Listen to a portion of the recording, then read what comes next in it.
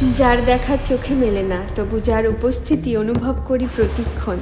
যুগে যুগে তার প্রতি অটল সকলের বিশ্বাস, যিনি নানা রূপে অবতীর্ণ হন এই ধরাধামে। যার লীলায় রামধনুর সব রং মিশে আছে, যার শৈশবে শিশুর মতো হাসি, আবার যার বিরাট রূপে ধরা পড়ে মহাকাব্যের গাঁথা। সেই অনন্ত যাত্রার নাম শ্রীকৃষ্ণ লীলা। আজকে পোয়েটিক টেলসের নিবেদনে নরক চতুর্দশী ও দীপাবলির সূচনা। নরকাসুর ছিলেন ভূদেবী ও ভগবান বিষ্ণুর বরাহ অবতারের পুত্র। কিছু পুরাণে বলা হয়েছে, বরাহরূপী বিষ্ণুর শরীর থেকে ঝরে পড়া এক বিন্দু ঘামের স্পর্শে ভূদেবীর গর্ভে তার জন্ম হয়েছিল। পরবর্তীতে ব্রহ্মার কাছে তিনি এক অসীম বর লাভ করেন যে তাকে কেবল তার মাই বধ করতে পারবেন। সেই আশীর্বাদের অহংকারে নরকাসুর হয়ে ওঠেন নিষ্ঠুর ও অত্যাচারী রাজা। তিনি দেবলোকে আক্রমণ করেন এবং 16,000 নারীকে বন্দী করে রাখেন তার প্রাসাদে। তখন শ্রীকৃষ্ণ তার পত্নী সত্যভামার সঙ্গে যুদ্ধে অবতীর্ণ হন।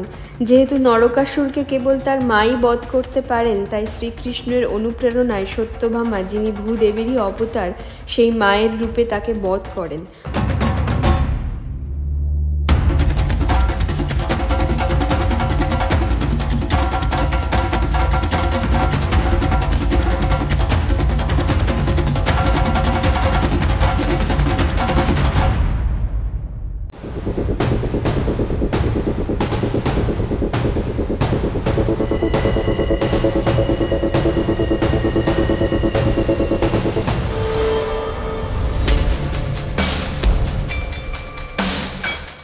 নরকাসুরের পতনের দিনটি নরক চতুর্দশী নামে দীপাবলির অংশ হিসেবে পালিত হয়।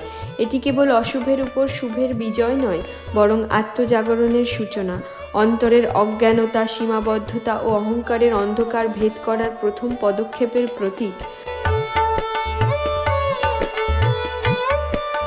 নরকাসুর নিজেই অনুরোধ করেছিলেন যেন তার মৃত্যু দিবসটি উৎসব হিসেবে পালিত হয়।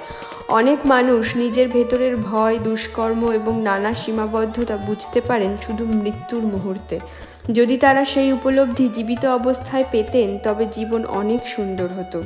কিন্তু অধিকাংশ মানুষ অপেক্ষা করে শেষ মুহূর্ত পর্যন্ত। নরকাসুরও তাদেরই একজন। মৃত্যুর মুহূর্তে সে হঠাৎ বুঝতে পারল কিভাবে সে তার জীবন নষ্ট করেছে, কি ভুল পথেই না সে চলেছে। তখন শ্রীকৃষ্ণকে বলল, হে পরমেশ্বর, জগন্নাথ, দীনবন্ধু, আজ আপনি শুধু আমাকে হত্যা করছেন না, আমার সমস্ত অন্যায়, পাপ, অহংকারকেও বিনাশ করলেন। এই দিনটি যেন উৎসব হিসেবে পালন করা হয়। তাই দীপাবলি শুধু নরকাসুরের বধের আনন্দ নয়, আমাদের অন্তরের সমস্ত লোভ, অহংকার রূপী অন্ধকার ও অন্যায়ের বিনাশের উৎসব। যখন সেই অন্ধকারের বিনাশ ঘটে আমাদের ভেতরে, তখনই বাস্তব অর্থে দীপাবলি ঘটে। নতুবা তা কেবল প্রদীপ, আতশবাজি আর অত্যাধিক খরচা আড়ম্বরের এক বাহ্যিক উৎসব মাত্র।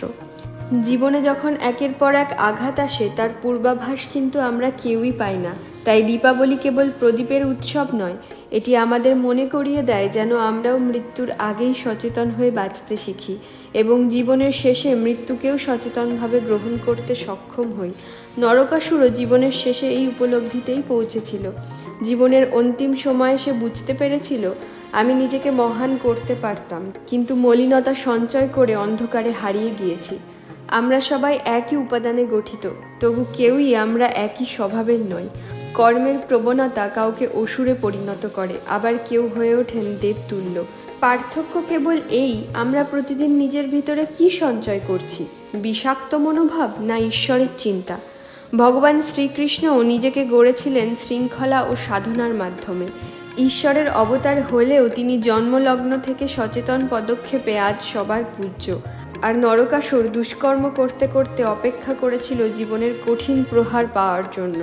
এটাই তাদের মধ্যেকার প্রকৃত পার্থক্য। একজন পূজনীয় হলেন আর একজন অসুর।